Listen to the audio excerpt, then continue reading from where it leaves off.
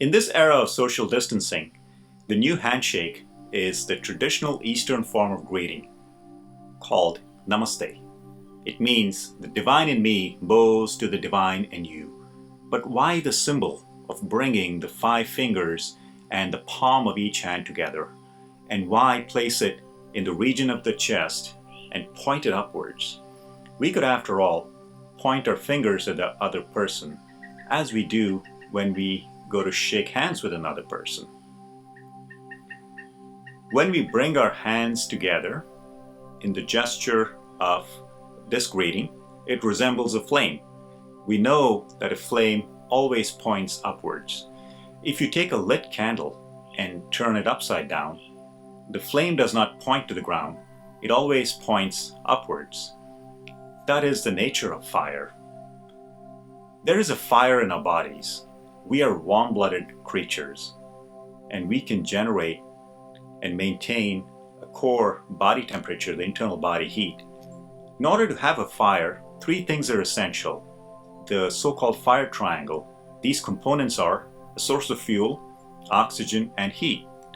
The food we eat provides the fuel, the air provides the oxygen, and the cells use these nutrients and the oxygen producing energy.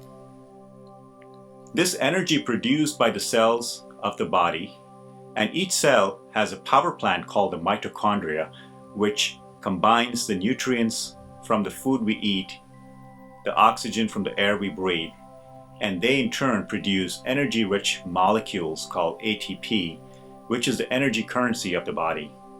As cells burn up energy, heat is a byproduct, and this heat is carried and circulated by the bloodstream, which then heats and cools different parts of the body.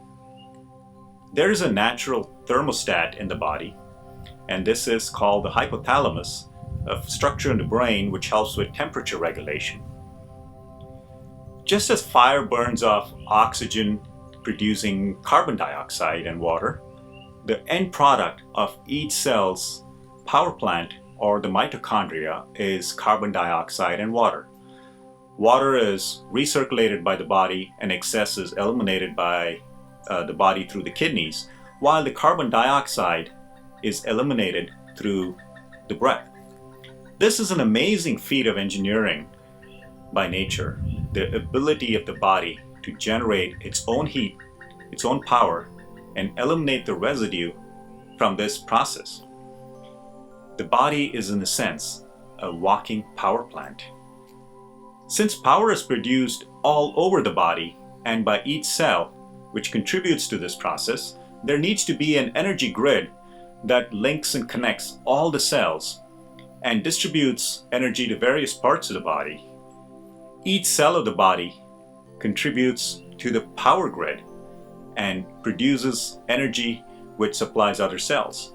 A power grid, as we know, is a closely interconnected network that connects power generators with the end users. Along the way, there are substations that may up and down regulate the voltage as needed, and there are various distribution points and lines which connect to homes and different connected to different parts of the grid. The body's energy grid is an interconnected network that links every cell of the body. The body uses this energy for its various functions. What we derive from a power line we call electricity.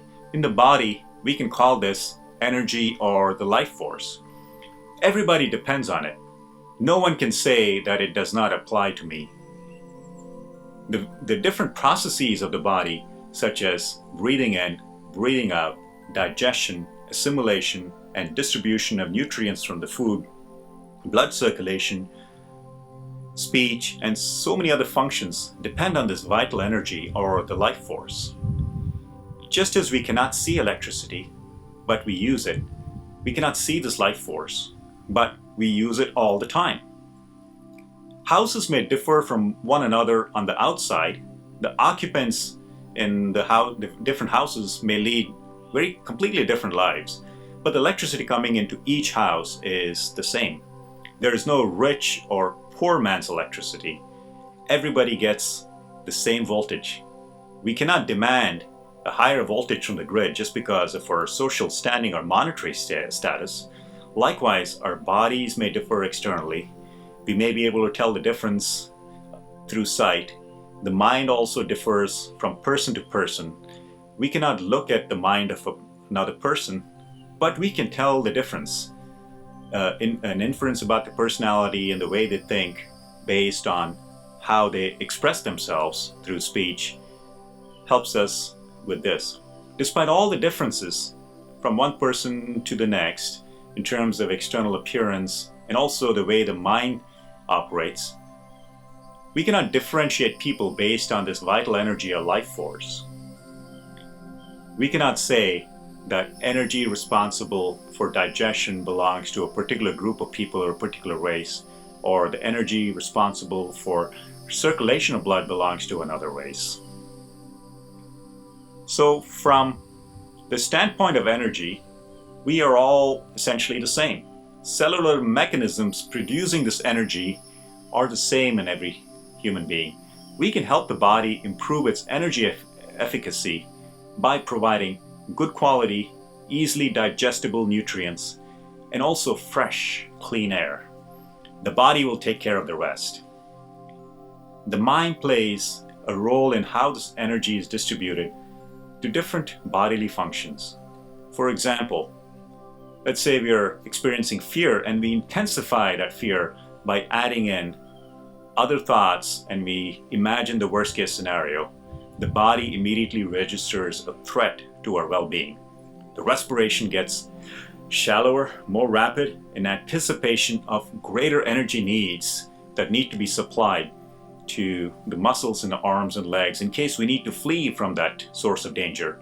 Blood is directed away from activities the body considers non-essential at that time, and an example would be digestion of food. Blood is shunted to the muscles in the arms and the legs. Along with this, the energy grid of the body also adjusts, and there is no uniform flow or harmony in the body's energy grid. Muscles get preferential treatment, and more blood is sent to those areas of the body which help us flee. But those muscles, if they're not exercised and we're sedentary, experiencing fear, lactic acid accumulates, and once fear subsides, we begin to experience stiffness and tightness of our muscles. Often people get neck and shoulder stiffness when they're stressed out. More importantly, stress decreases the efficacy of the body's lymphocytes, and these are specific blood cells that ward off infections such as viruses. Fear causes stress, which in turn causes decreased immunity. In the midst of a pandemic, the worst thing we can do to our immune system is harbor fear. The mind can also help to reestablish uniformity in this energy grid. When the energies of the body are in harmony, all the vital organs function in an optimal fashion. The cells of the body get rest, and they can carry out their regular repair and maintenance work at their leisure. Keeping the mind calm, centered, and positive, it sends a powerful signal to the body that there is no imminent threat, and the portion of the nervous system linked to a stress response is switched off, and part of the nervous system that is linked to the relaxation of the body is switched on. When there is no stress, immunity improves. To calm the mind, there are different ways. Hopefully we'll discuss this in a future video. Thanks for watching.